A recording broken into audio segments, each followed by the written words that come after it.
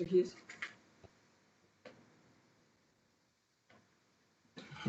Good morning and welcome to San Juan County Council's Tuesday, August 18th, 2020 meeting. We are now calling the meeting to order. If all could rise for the flag salute. Ingrid. I pledge allegiance to the flag of the United States of America and to the republic for which it stands, under God, indivisible, with liberty and justice for all. United States of America and to the republic for which it stands, under God, indivisible, with liberty and justice for all. United States.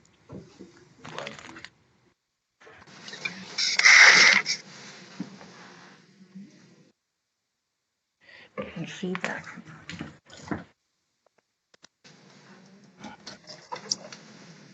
Thank you very much. If you are listening at home or watching at home and you have the live stream on, if it's possible to mute that, that would be helpful if you're planning on.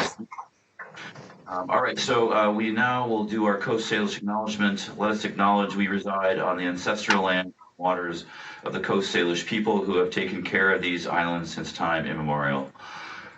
We do not have any excused absences. Do we have any questions or additions to the agenda? Mr. Stevens? I don't. Mr. Watson? Not I. All right, Mr. Thomas? No, I'm fine with the agenda as presented. Thank you. And we're still planning on having the closed session at the end of the day? Yes, sir. All right, thank you. Have both of you had an opportunity to look at the 2 minutes? Yes. Yes.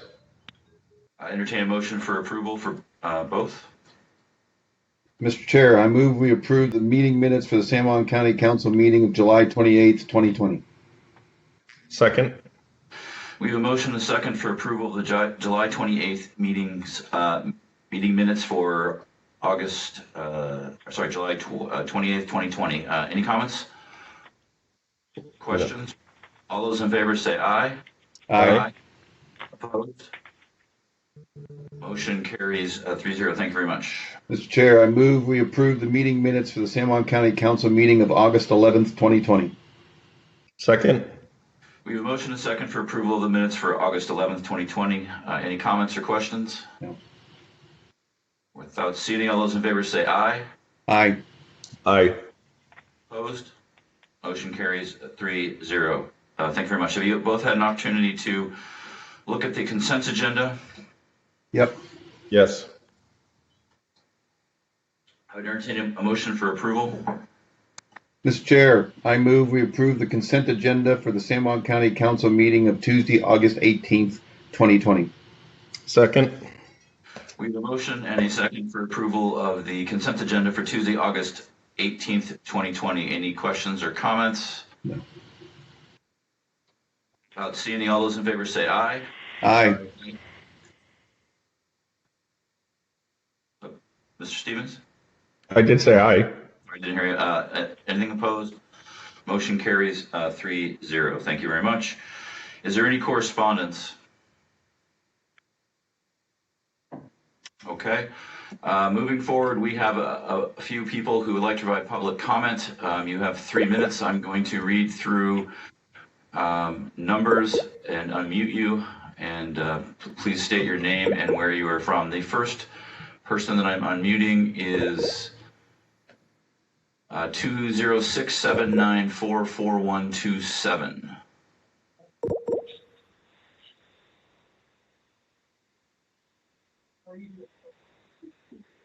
Again, 206-794-4127. Would you like to provide public comment?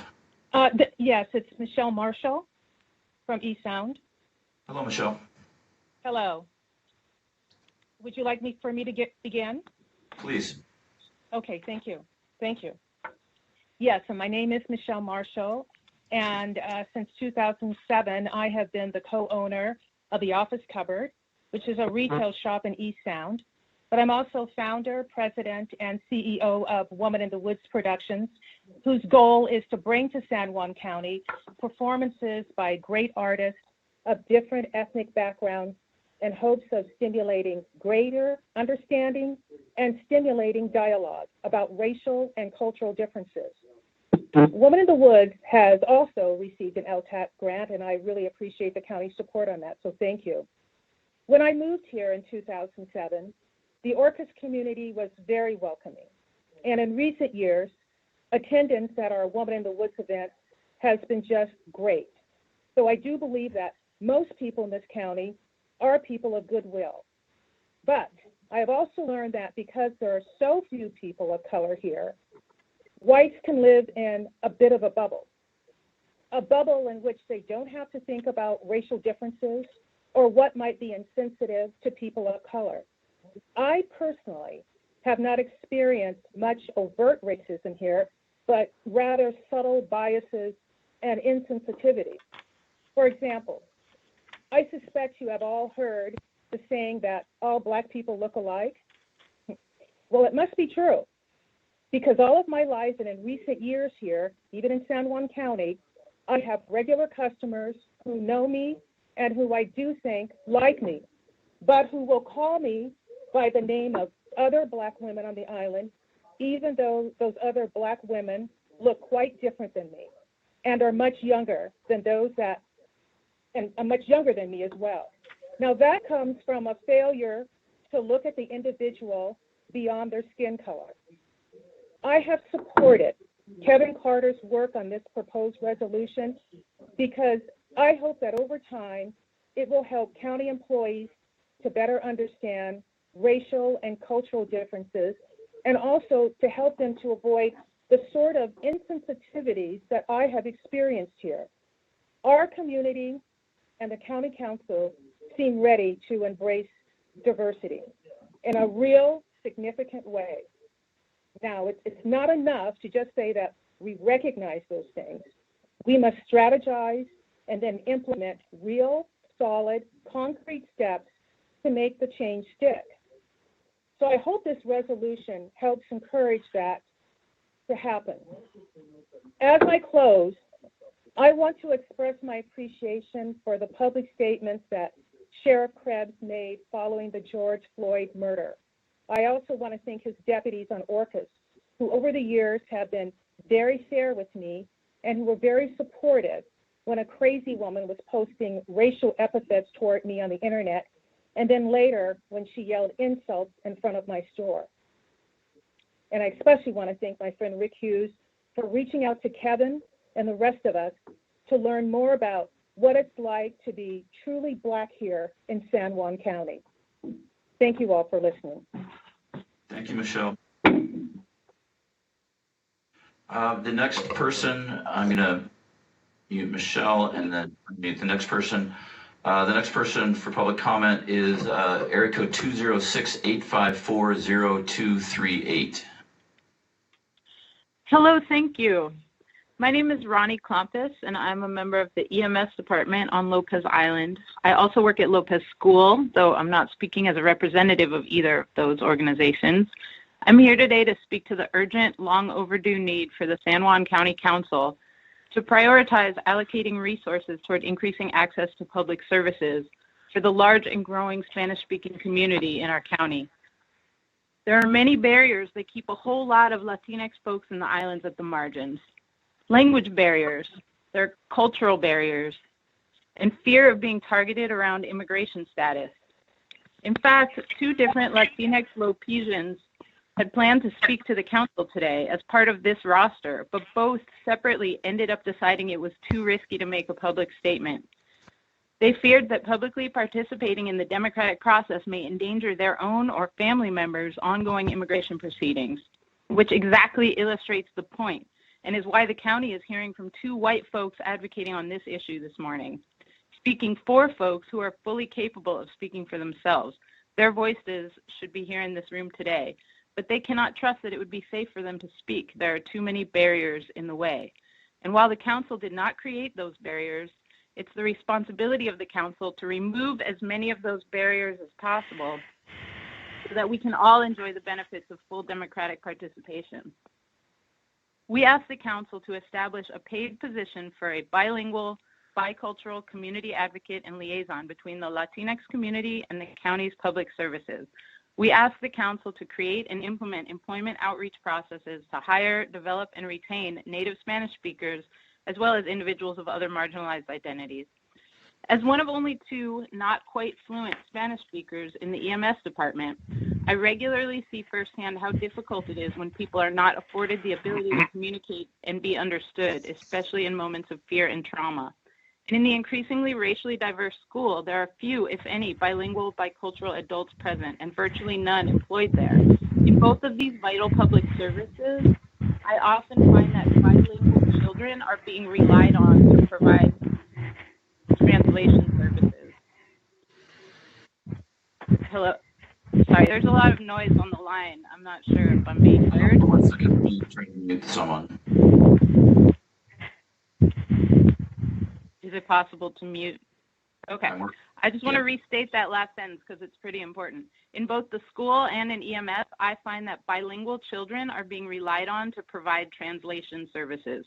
This is totally unacceptable. I understand that these are trying times fiscally, but we as a county must do better.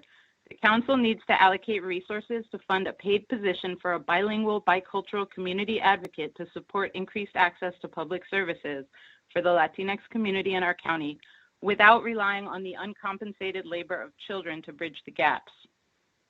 It won't take much. Really, we're not asking for a lot, but there has to be a clear commitment to providing real resources to address the real barriers to access for so many San Juan Islanders.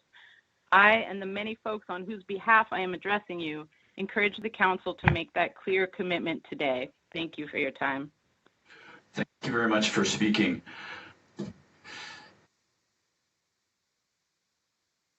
The next person I have, I'm going to list I'm unmuting you right now, and the last 4 digits of your phone number are 6863. Can you hear me? Yes, thank you. Hi, good morning, and thank you for hearing our comments. My name is Michelle Rodriguez. I am the Orcas Island Parent, Teacher, and Student Association President. I am also a Opal homeowner of Hispanic heritage and have a multicultural family. My husband and father of my child is a person of color. Although Orcas Island School District is set in an idyllic place with a wonderfully supportive community and award-winning schools, we experience similar dire statistics that other districts experience when it comes to serving marginalized people. For example, last year, 2018-2019 school year, just 13% of Hispanic or Latino students tested met science standards. That's compared to 65.8% of white students. That statistic is available on the report card reported by OSPI. I feel that if the council adopts this resolution, I believe it will pave the way to seeing more people of color graduate and thrive. It will help children from diverse cultural backgrounds feel empowered, recognized, and celebrated. And I hope it will lead to a more culturally diverse OISD staff. Seeing each child's face reflected in the leadership and staff is really important. We can't get there without taking steps like this resolution and our county council prioritizing the equitable treatment of our community members, no matter the color of their skin or cultural background. Thank you. Thank you very much. The next speaker, I will unmute you, Paul Berry. Hello, my name is Paul Berry. I have a doctorate in clinical psychology, and I'm a mental health professional. I'm a mental health crisis responder in San Juan County. Today, I'm not speaking as part of any organization, but from my own personal experience. My father is Black and my mother is white. I was born into a world divided, and I've had to fight for integration and inclusion. There's a lot of things to be worried about right now, but personally, I'm most concerned by the lack of awareness and tone deafness that is coming from many of our leaders. I've heard people say things like there aren't any issues with race in San Juan County because there aren't enough minorities in the islands for it to be a problem. And they say this with zero sense of irony. I've been told by some family and friends not to stand up and fight now because people will soon forget this movement. And worst of all, I've been told that racism is a thing of the past and that it no longer exists. These types of statements are all a form of denial. They're a denial of how critical this movement is, and they're a denial of the fact that this is a fight. We are all here to support equity and inclusion because there are people out there right now who are fighting for the opposite. There are groups that are anti-inclusion. They're well organized, they've tuned their tactics of spreading hate, racism, and sexism, and they're growing. I encourage everyone on this call to do a search for the term boogaloo. That's Boogalloo. It's a new term that means race war, and there are people out there who organize their whole life and identity around the goal of starting one. I haven't heard reports of these groups existing in San Juan County, but they are very active in Washington State, and there are reports of them as close as Anacortes, Blaine, and Concrete.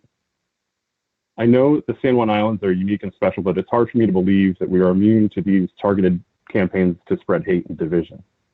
I'm here supporting this resolution because I believe it will help raise awareness of the danger of these anti-inclusion organizations. And I do think that the awareness helps protect us. I hope the County Council and the Sheriff's Department pay particular attention to the items in this resolution that call on them to develop a community review to ensure individuals and groups that support white nationalism, brutality, racism, and bigotry are not employed or supported by the Sheriff's Department or County Council. I've only had positive interactions with the Sheriff Department, and all the deputies I've met have been supportive and thoughtful.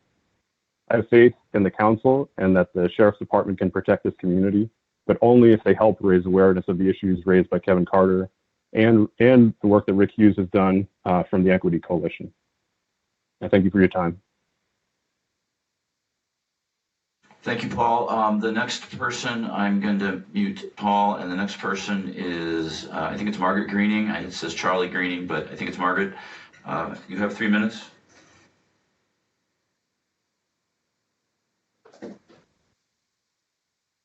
try it again. Greening?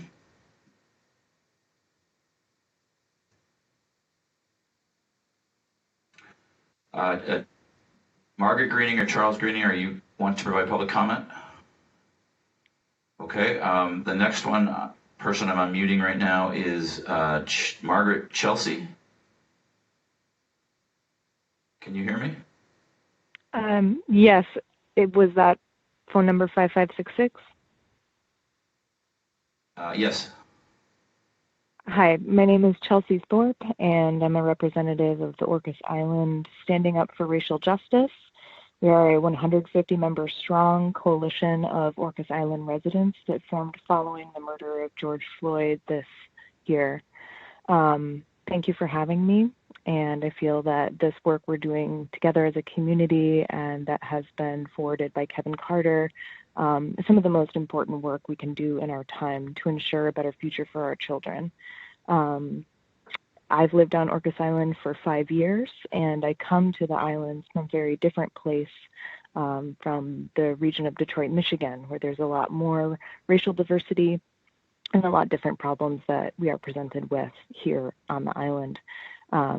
I want to express that Surge, or Standing Up for Racial Justice as a group, remain accountable to Black Lives Matter Seattle King County and to other people of color on our island home. And that we are mainly as a group standing in solidarity with Black Lives Matter and other local groups. What we'd like to share today with the council is that we feel strongly as a group that this resolution is only a first step towards making our community actually safe and equitable for people of color, be they known and loved residents like Michelle, or visitors who may find themselves here on the island to enjoy its natural beauty. And that by committing as a community to take this first step of passing the resolution, we open the door for change that will actually affect our children's future and lasting anti-racist policy here in San Juan County. And that we can't stop here. We can't sign this resolution and consider ourselves patted on the back and finished. We need to, those of us who carry white privilege, such as myself on Orcas Island, need to put our hard work, our money, and our time where we have sown platitudes and where we have, used our voices. And third, we have an opportunity here in San Juan County to be a model for other rural, remote, and predominantly white communities, which are historically hostile places for Black and Indigenous people of color in America. And we must educate ourselves and commit to measurable changes that actually make our homes safe for our neighbors of color. And so in that vein, I want to just speak to that Kevin Carter has worked very closely with us and many, many other groups and residents on the island in carefully crafting the resolution that you see before you today. And that our 150-member organization stands behind the resolution as it is, and that in specific, we feel that the provisions in the resolution that call for training, both of members of the Sheriff's Department and of county employees in general, is crucial. And that we would like that to maintain our resolve as a community to recognize that we have work to do, that we don't know it all, and that we have to move forward and do better than we have in the past. The other provisions that we'd like to speak to in the resolution that we support as a group are the changes to the use of force review boards, and the ability to hold accountable people who are protecting and serving our community. Chelsea, can I interrupt for 1 second? We have a lot of people that want to provide comment. You've exceeded 3 minutes, so is it possible to wrap it up really quickly? Absolutely, especially holding accountable those of white nationalist background. Thank you very much. Thank you. And again, I apologize about your name. I'm reading off what the Skype call-in number says. So everyone, if I say your name incorrectly, I apologize in advance. Dr. Heisinger, I see you. Are you providing public comment or are you just listening? I'm just listening. Thank you. Great. Thank you, Doctor. Let's see. I have Eric Winder, and the last four are 6190. Would you like to provide public comment? If so, please state your name, which island you're from, and you have 3 minutes. Yes, hi, my name is Bill Chemnick, and the island I'm on is Lopez Island. And I actually am calling and talking today because the person whose story I'm sharing is afraid to reveal his identity and talk. And it's something that we actually dealt with. We reached out to many people in the Latino community, get people to share their grievances and challenges and why they believe they would like a liaison to be able to help with a lot of different issues. And we had many people that were very interested in sharing their stories, but because of immigration issues and concerns about retaliation, we had people who canceled. And my friend Paco actually asked me to speak for him. And I think that says a lot about the barriers and about the challenges when a person specifically asks a white friend to speak on his behalf. When we talked about we had a conversation about some of the challenges that he's facing that he thinks more resources would be very helpful for. He went to the need for really somebody who is bilingual, bicultural, who can speak with members of the community and help find the blind spots. Because there are a lot of issues specifically that he and his friends have dealt with that a lot of people who are not members of the community may not be aware of, including wage theft. He went over a year without getting paid and didn't know what to do. Housing issues and barriers to housing, education issues, criminal justice issues. He had a friend who was actually a victim of a harassment and racial epithets were screamed at him in a parking lot. He felt threatened. And it took him 3 days to contact the police. Finally did have a police report done. But in those 3 days, a lot of back and forth about whether it was worth it, about whether he felt safe going to the police and actually revealing because of immigration status. And that's something that really is a major concern for everyone in the islands, is how comfortable do people are people going to and sharing the challenges that they're specifically facing. A similar incident happened a month later. There was no police record for that one because of concerns about immigration. And there's concerns in the community about a growing escalation of these problems, of being targeted. And having somebody who can actually speak with the community and liaise with the council would give you the opportunity to learn about these issues and to really have a constant presence, understanding what these barriers are, understanding who is not getting paid for work, giving people opportunities to learn about legal resources in the community, learning what their rights are. If there is a problem that comes up, what are the things that can be done to help solve those problems? And I think that will take hiring somebody or finding somebody who speaks the language, who has a connection to the community, and is able to really connect and build that trust, because there is a lot of fear. So I just wanted to leave with that, is that's one of the big barriers that makes this specific community on these islands so important, is that barrier of fear. And it's something that that council needs to actively target beyond the resolution. Great, thank you. I apologize for interrupting. Thank you very much.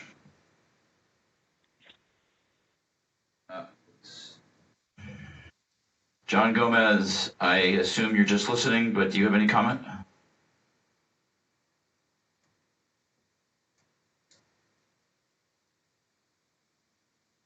Okay. Next, Kevin Carter, I know you're on the agenda later on today. Do you have anything you'd like to say right now, or save it for your presentation? I will save it for my presentation. Thank you, Rick. Thank you, Kevin. The next person that I have is, I'm unmuting you right now. It is Gregory Kramer, and the last four digits are 8333. Yes, hello. Can you hear me? Yes. Okay, thank you. Yes, my name is Gregory Kramer, and I'm speaking on behalf of myself, but also of the Oddfellows on Orcas Island. And this group, my position there in this regard is chair of the Equity Committee. And the Oddfellows is a group that was founded actually in racism. They didn't want people of color to join, and that was happening in England. So the order in America founded themselves as the Independent Order of Oddfellows, so that they could exclude people of color. But also, they were founded to care for orphans, to care for the burial of people who were indigent. And so it's a strange mix of compassion and, utter callousness.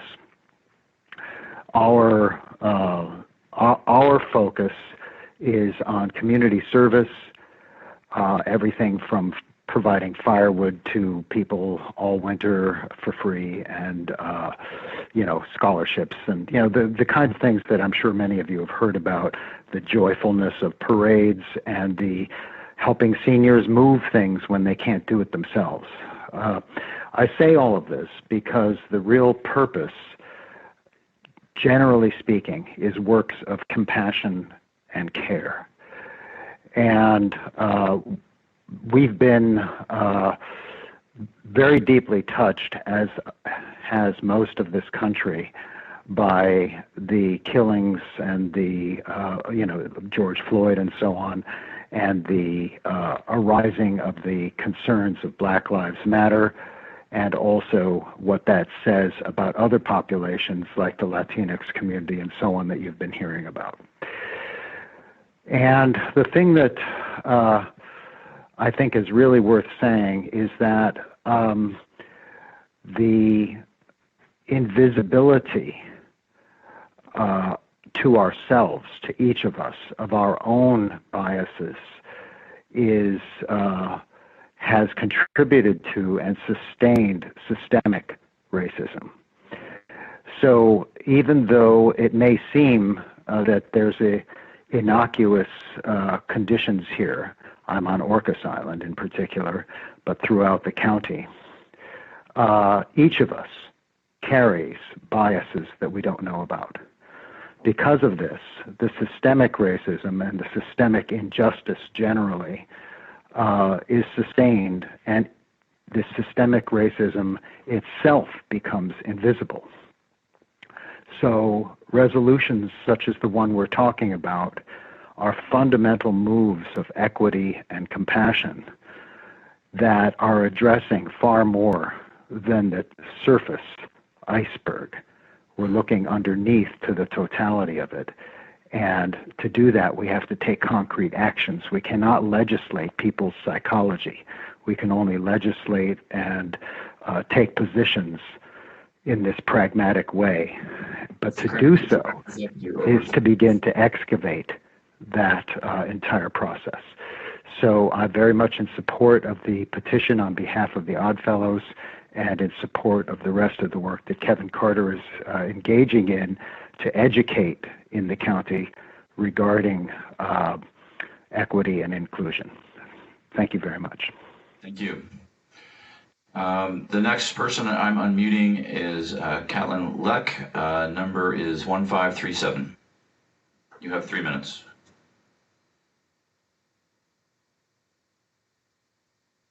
Hello, can you hear me? Yes. Good. Thank you. My name is Caitlin Leck, and I am here to submit a comment in support of the resolution. I'm a citizen of Orcas. I'm a guest on Coast Salish land. I'm a white, cis, hetero woman, an activist, farmer, facilitator, and mother, and I'm a person learning to take anti-racist and anti-oppression action. So along with Marguerite Greening, I am a co-lead of the Orcas Women's Coalition Steering Committee. And in the Women's Coalition, we are working together to create positive change through progressive reform and working to support women, transgender, and non-binary candidates to take leadership positions. So on behalf of the steering committee, simply put, we are supporting this resolution because it is the right thing to do. And I have my son in the background here.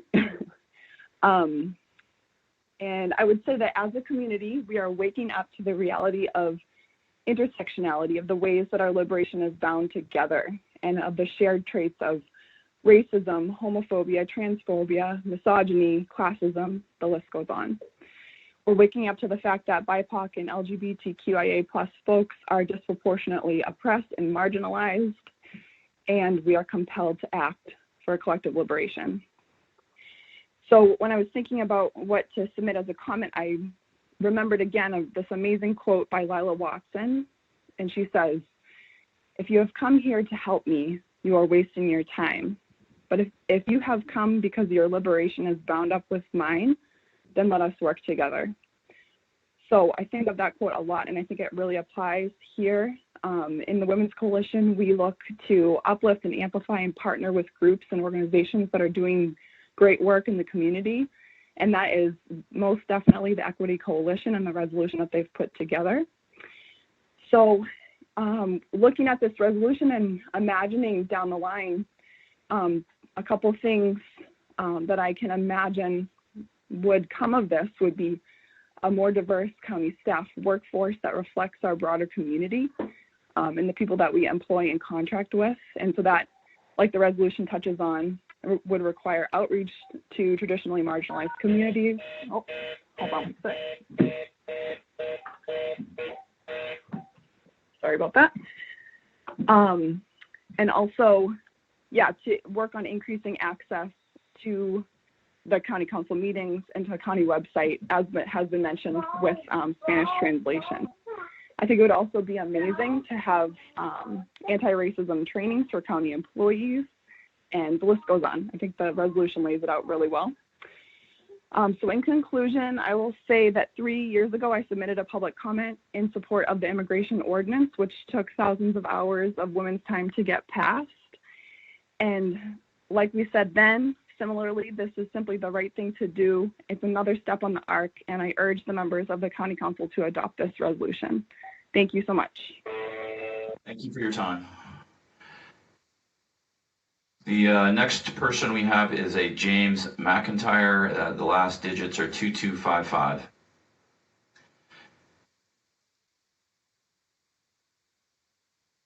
Okay. The next person is Siri Thorson, 0040. Hi, thank you. First, I just want to say I really deeply appreciate everyone who has spoken today about racial justice. My comment has nothing to do with this issue, but I'm really impressed with everyone's statements. So my name is Sarah Thorson, and I'm a resident of Waldron Island. And as the council is aware, there is currently a logging operation underway on Waldron. Last week, the Waldron Community Meeting sent a very brief letter to the council, and I would like to read it now, just quickly. The letter reads, Dear County Council, the current logging operation on Waldron Island is causing consternation and disquiet among the local population. Many observe that the operations are inconsistent with the sub-area plan. Others feel the permitting process was flawed. In light of the heightened tensions in the community, we request a pause so all parties can catch their breath and the problems be enumerated. Thank you for a prompt response, the Waldron Community Meeting. And that letter was also read at that meeting and was voted on. And I believe it had 35 yay votes, 5 nays, and 6 abstains. So that's the letter we sent. I believe the council has read it and is aware of it. I wanted to read it just so that more members of the public might be aware of the situation. And I would also just personally like to add, aside from the note, that this issue, it's bigger than just, a handful of neighbors being upset about noise from the work or, extra traffic on the roads or what have you. It involves the permitting process for the shoreline permit that was issued because there's a barge landing that's being used to export the logs. We believe that the permitting process itself was quite flawed and was frankly a bit rushed. And we're also concerned that the rules of the permit that was issued may or may not even be followed by the logging company and the landowner whose property the landing is on. And we're also concerned that the operation itself is in violation of our Waldron Island sub-area plan, which is a legal document and is part of the San Juan County Code. So it's a serious issue, and we're just asking that our concerns be taken seriously and that our voice is heard. So I appreciate you listening, and thank you for your time. Thank you very much. The next person I'm going to unmute again is James McIntyre. Again, the number is 2255.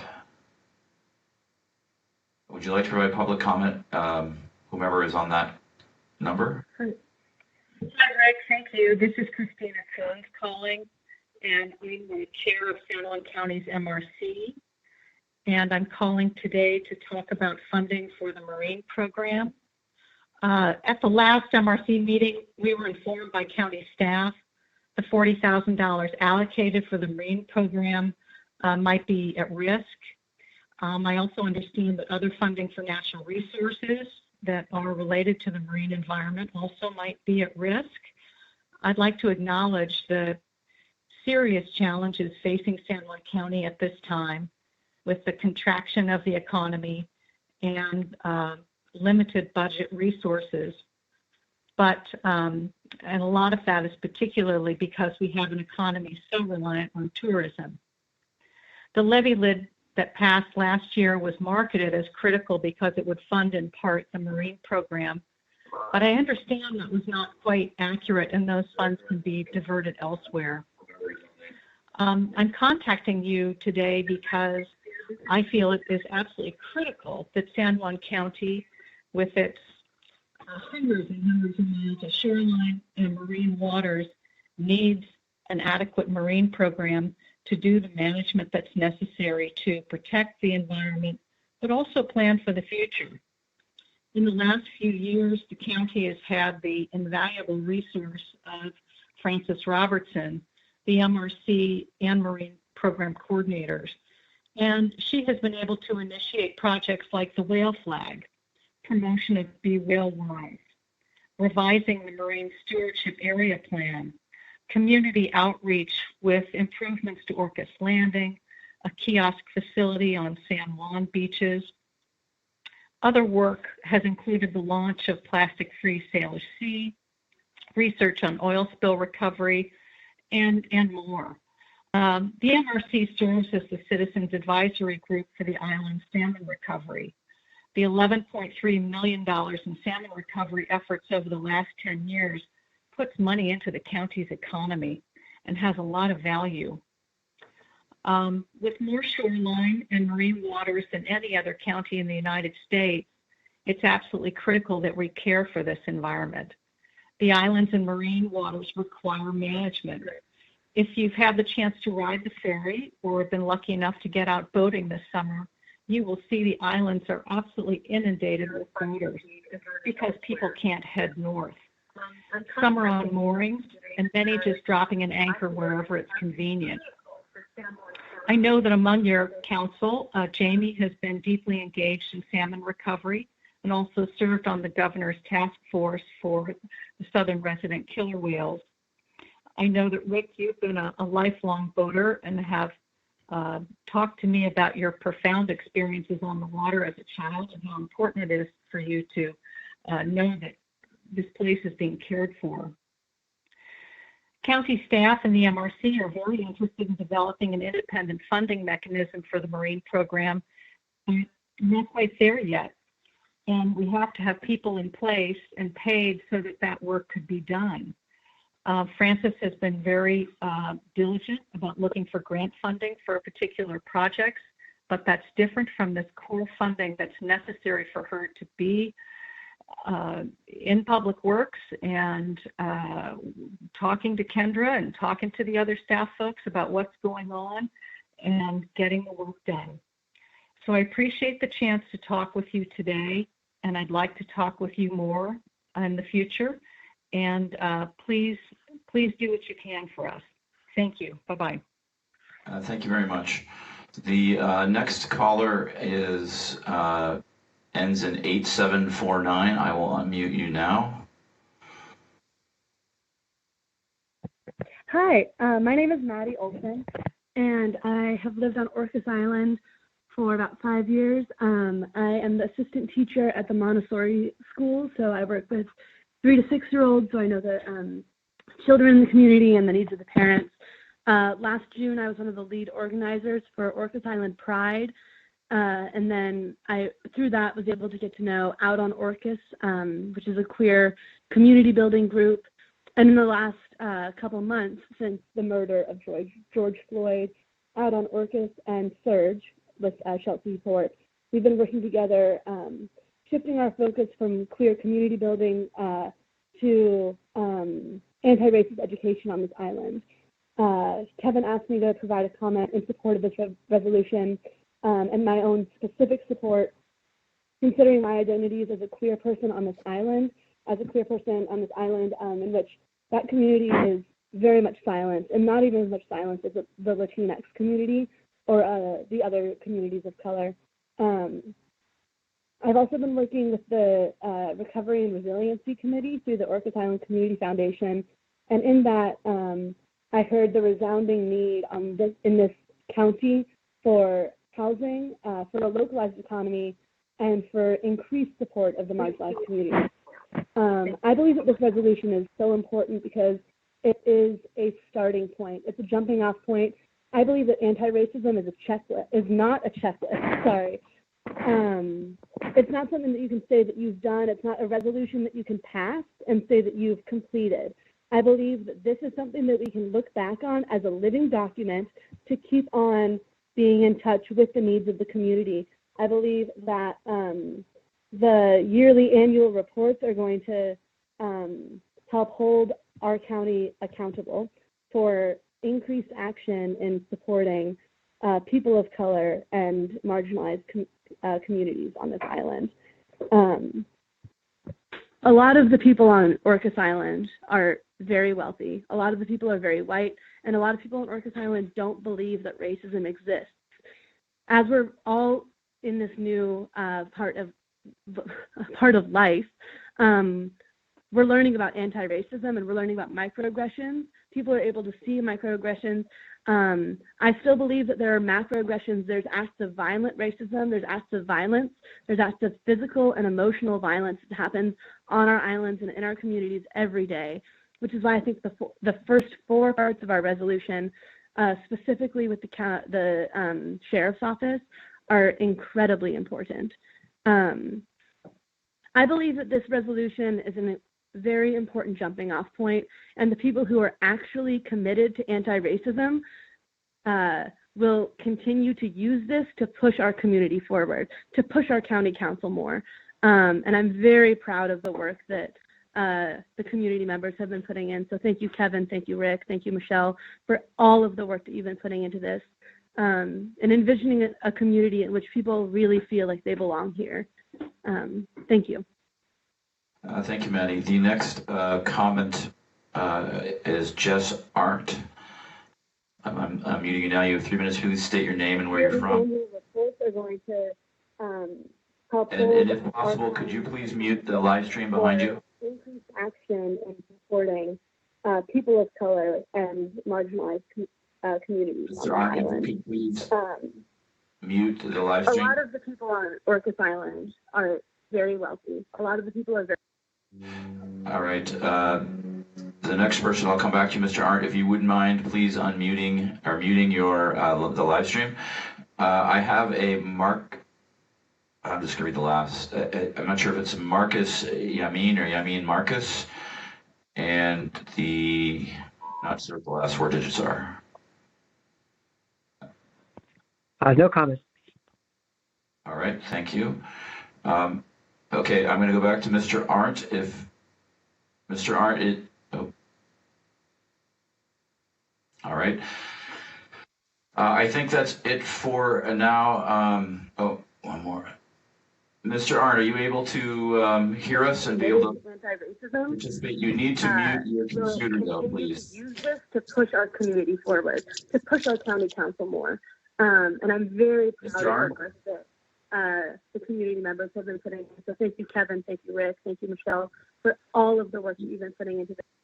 All right. I apologize, Mr. Arndt. We'll have to work together so you can provide public comment next week. It's my understanding that Mr. Arndt is from Waldron and wanted to provide similar comment as was mentioned before regarding the logging on Waldron.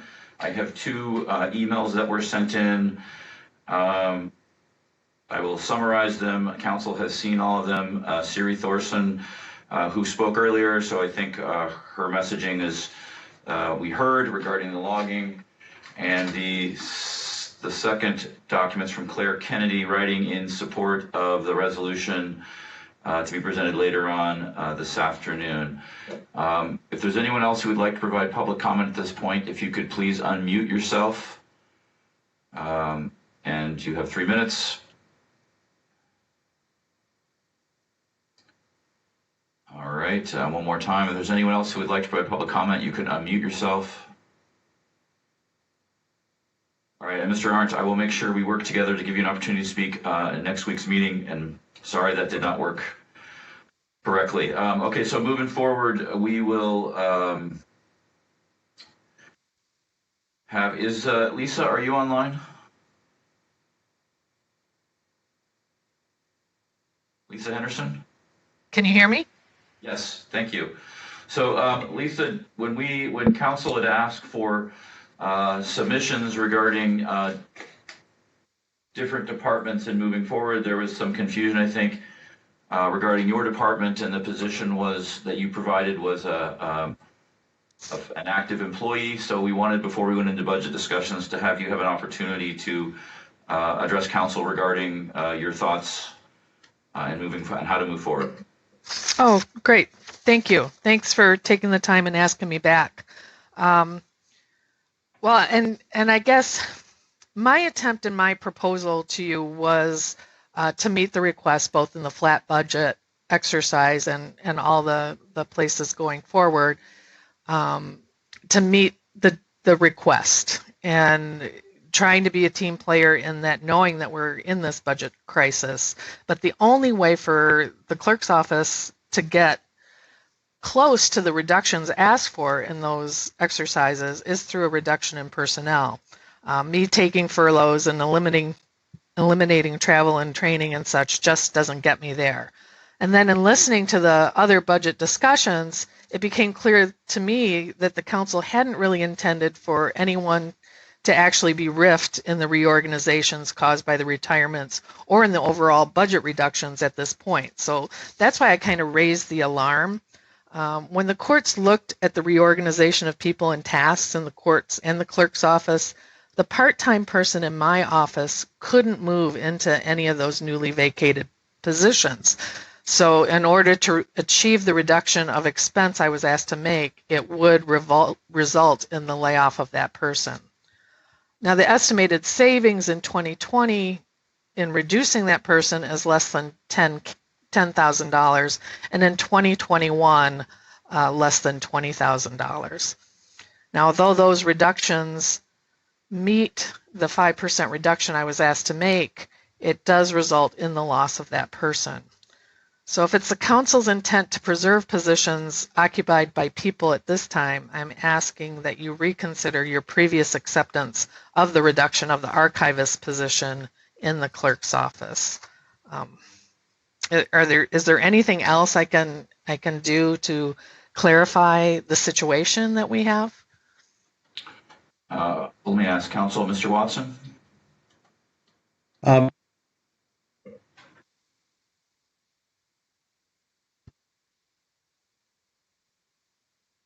I'm sorry, I can't hear him. I'm sorry.